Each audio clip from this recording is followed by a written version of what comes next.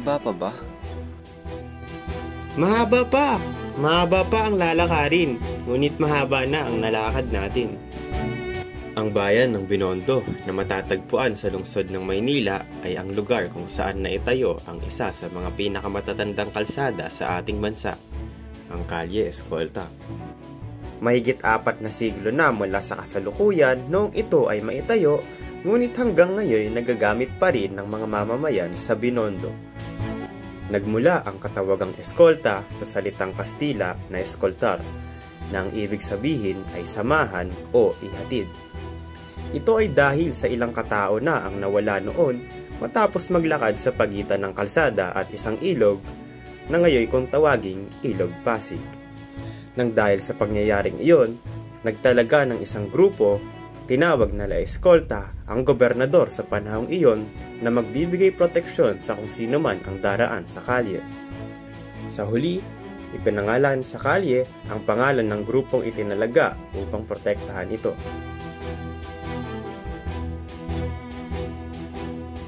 Tinawag na reyna ng mga kalsada ang eskolta dahil ito ay itinuturing na pinakaprestihiyosong kalye sa Maynila noong panahon ng kolonyalismo ng Espanya at Amerika. Ang eskolta ay naging sentro ng komersyo at kalakalan sa Maynila. Ito rin ay puno ng mga makasaysayang gusali at arkitektura. Pinangalanan pagkatapos ni William J. Burke. Ang Burke Building ay ang pinakaunang gusali sa bansa na may elevator. Nasira ito noong liberation ng Maynila noong 1945 pero na-rehabilitate.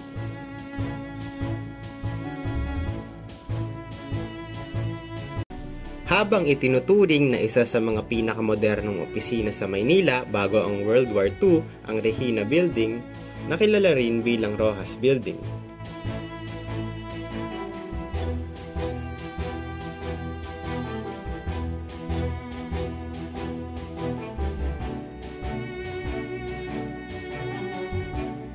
Dinisenyo naman ni Andres Luna de San Pedro, anak ni Juan Luna, ang Perez sa Manila Building o mas kilala bilang FUBC o First United Building. Noong 1928, ito ay nagwagi ng parangal bilang pinakamahusay na disenyo ng opisina.